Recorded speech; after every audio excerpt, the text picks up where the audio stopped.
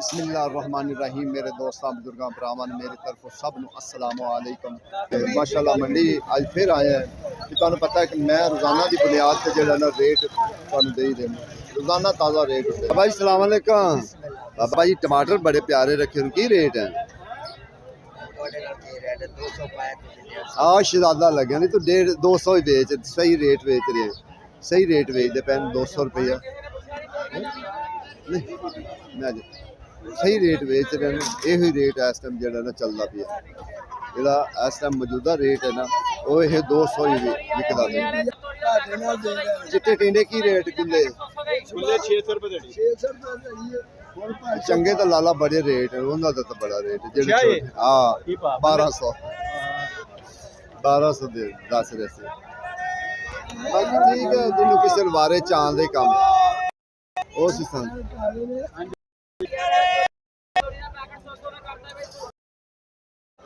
माशाल्लाह जिन्ना प्याज आया हुआ ना सलाब ना आवे जो सलाब आता है ना तो उस वक्त काम खराब होता है।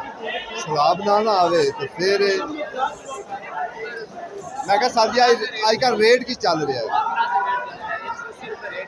180 रुपये कड़ी का यानी कि मैं कहना सुक्का प्याज देसी प्याज है। मैं वही कह रहा जो सलाब ना आवे तो ये प्याज कभी महंगा नहीं हो। भाई साहब आज की रेट लाई मिर्चा 500 रुपये तड़ी 500 रुपये तड़ी दे रहे ठीक है ना। अगे माशाल्लाह सौदे देख लो तुम कि किमें सौदे पे किस तरीके जो सही इंसान है ना वो ना कोई चीज़ बेचे ना तो अल्लाह का शुक्र ही करे क्यों जी इवें गल है ना क्योंकि उन्हें पता है अल्लाह करेला बैठे नजर ही नहीं आ रहा करेला 300 तड़िया जान को 200 रुपये अरबी 600 120 रुपये किलो ठीक है ना। जेड़ा इंसान ये गल पक्की है हकीकत गल है कि जेड़ा बंदा अल्लाह का शुक्र अदा करदा कभी भुखा नहीं मार सकता ये गल पक्की है क्यों जी। जेड़ा बंदा ना शुक्रा है ना भाई उनका फिर अल्लाह ही वारस होंदा है वो। अच्छा जी अगे प्याज का रेट तुहानूं दस्या जरूर रोज़ाना दसी दा जेड़ा चंगा प्याज है ना लाल प्याज सुक्का प्याज वो 250 है लेकिन जेड़ा आम रूटीन के मुताबिक उनके दो रेट चलते पे 150 भी चलता पिया 200 भी चलता पिया। जेड़ा आलू है आलू का रेट जो ना इस टाइम 300 350 300 350 ये रेट रूटीन के मुताबिक चल रहा है। इंशाल्लाह किन्ने दी तड़ी देसी 700 दी टिंडे टिंडा पाने सिर्फ 500 500 दी तड़ी टिंडा 500 दी तड़ी लो जी अगे और कोशिश करिए कि केड़े सौदे रह गए उन्होंने का भी पता करिए। आज साहब बैंगन की रेट है देसी देसी ता वास्ते देसी फड़ी जाओ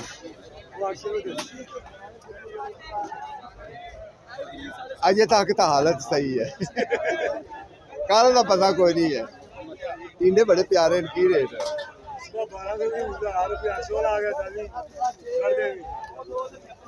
देखो जेडे पहले टिंडे में दिखाए ना वो जरा टिंडे बड़े बड़े सी असी उन्हें बोलने गुल्ले गुल्ले जेडे बड़े होवन ना गुल्ले यानी कि उन्होंने ये बोलने बोलिए च बोला जाता है जेडे रूटीन के मुताबिक वेखो ना जेडे कढ़ के दिखा रहे इन्होंने असी बोलने गुल्ले। लेकिन जेड़ा छोटा टिंडा है ना इनका रेट बहुत है 1200 1000 1200 1000 जो मैं उहदे कोल पहले पूछे ना वो गुल्ले है सी गुल्लियां का रेट उन्होंने 500 दसिया सी। अंब अचारी सर अजे भी गाह कवेगा महंगा है जदों और 5 दिन तो बाद पूछणगे फिर पूछणगे 700 रुपये तड़ी बिल्कुल हाँ। ऐसा फार्मिंग की रेट 400 ये बाबा थले आई हुई इनको 4 हाँ टुर जाएंगे बिल्कुल सच्चा। आज मिर्चा का की रेट है मिर्चा 500 पाइया 500 रुपये तड़ी 100 रुपये किलो टिंडे 900 800 900 को आएंगे। करेला 300। करेला अगर छाल मारी ना इन्हें तो बड़ी लंबी मारेगा, मारेगा एक दो दिन ये गल पक्की है जिन्ना तक नहीं मार छाल मारदा पे नहीं मारदा पे। अब 12 यूरो मारेगा। हाँ फिर भावे छाल मारेगा।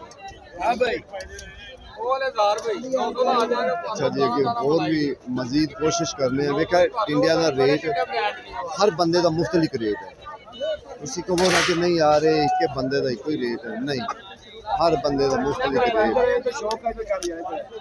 टोपी नहीं है तो यार बेचा वे नहर ते चढ़ इधर आओ तुसी लाला की रेट गोभी 300 300 350 गोभी यानी कि 350 होवे ਤੇ 70 ਰੁਪਏ ਪੈਂਦੀ, ਜੇ 300 ਹੋਵੇ ਤੇ 60 ਰੁਪਏ ਪੈਂਦੇ। ਹਾਂਜੀ ਬਲਈ ਕਿਵੇਂ ਸਾਨੂੰ ਵੀ ਨਹੀਂ ਰਹੀ ਸਰ ਜੀ 300 ਤੇ 350 ਉਹਨੂੰ ਦੱਸੋ ਖੁਸ਼ ਹੋ ਲੈ ਲਓ ਹੁਣ ਜਿਹੜੀਆਂ 5 ਧੜੀਆਂ ਪਾਣੀਆਂ ਨੇ ਪਾ ਬੁੱਢਾ ਵਿੱਚ ਲਿਆ ਯਾਰ।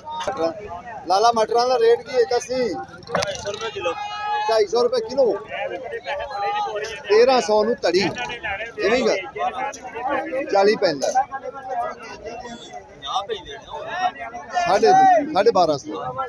साढ़े 1250 ਦੀ ਧੜੀ ਠੀਕ ਹੈ 250 ਨੂੰ ਕਿਲੋ।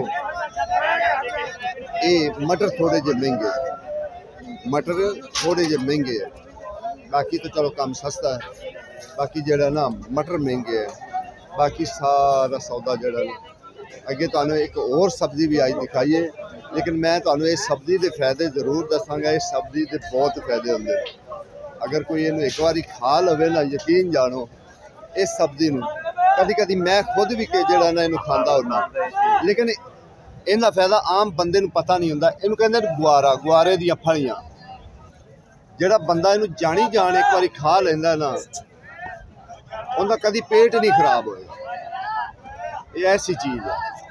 लेकिन कई लोग मुड़े कहंदे कि यार पता नहीं है कि मज्जां वाला चारा है कि, लेकिन इनदे विच अल्लाह ताला ने बड़े शिफा पाई है। इनका खासकर पेट वैसे भी जिसम वास्ते बड़ी अच्छी चीज़ होंदी, ताकतवर चीज़ होंदी है, इनू जरूर खाना चाहिए ना। ये असीं तुहानूं कह रहे क्योंकि ये आजमाया होया साडा नुस्खा है। इन जदों भी खाता है ना पेट नहीं कभी 6-6 महीने 7-7 महीने साल पूरा कभी पेट नहीं खराब होया। इनू गुआरा कहते। लाला की रेट की गुआरे का? 800 ਰੁਪਏ ਧੜੀ 800 रुपये धड़ी, क्योंकि आंदा बड़ा घट वध है, बहुत शादो नाजर आंदा है। लाला किया ਇਹ 150 ਧੜੀ ला ला ला ला ला बस मौजा लग गई 150 रुपए की धड़ी। अजे भी गाहक कवे कि नहीं जी ये तो बड़ा जुल्म हो रही है। देखो जी इस टाइम 180 200 180 200 हाँ जो चंगा प्याज सुथरा प्याज है ना वो 250 दे रहे हैं, जो लाल प्याज है ना वो वाला ठीक है ना। बाकी जो रेट है इस टाइम चल रही है ना आलूआ के दो रेट चलते पे 250 300 350 आलूआ का रेट ही चल रहा। बंदा गुस्से च आ गया जे, मैं क्या बंदा बड़ा गुस्से च आया खड़ा जिन्ना अजकी माशाल्लाह प्याज आया है ना। अच्छा वाह जाली 1500 दी ते तोल के 1300 ये की गल है? आसे भैन जो बेईमानी करते हैं लोग बेईमानी करते हैं। हाँ बेईमानी टमाटर माशाल्लाह देखो तो पंजाब है ना, हाँ पंजाब है टमाटर ऐसे टमाटर देखो कितना ठीक है।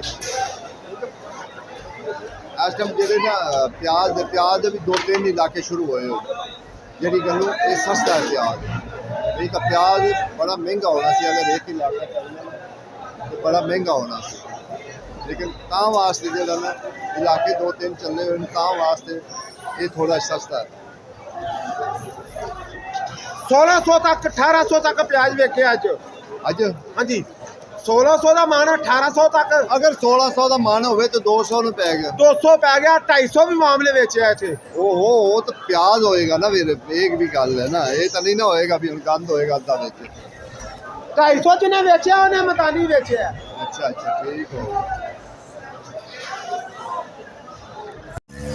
अच्छा यार कल ना एक मैं उस दोस्त नूं पैगाम पहुँचावना चाहना एक नूं कि उन्हें मैनू ना उकाड़े चो मैसेज किया कि यार इत्थे आके तू जड़ा ना वीडियो बना, इंशाल्लाह कोशिश करांगे कि वीडियो बनाने की, क्योंकि जल्दी इंशाल्लाह, क्योंकि मैं जाना है उस साइड से।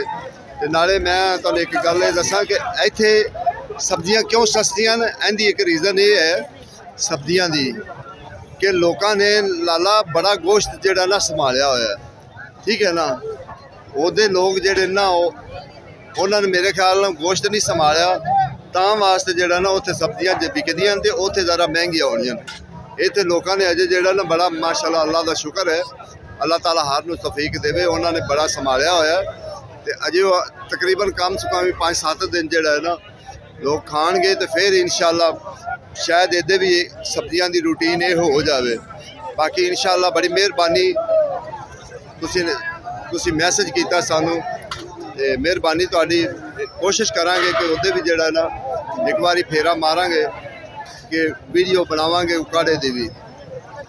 ਤੇ ਤੁਹਾਨੂੰ ਦੱਸ ਦਿੱਤਾ ਨਾ ਕਿ ਅਸਲ ਇੱਥੇ ਇਸ ਟਾਈਮ ਜਿਹੜਾ ਹਾਲਾਤ ਹੈ ਨਾ ਕਿ ਕਿਉਂ ਨਹੀਂ ਜਿਹੜਾ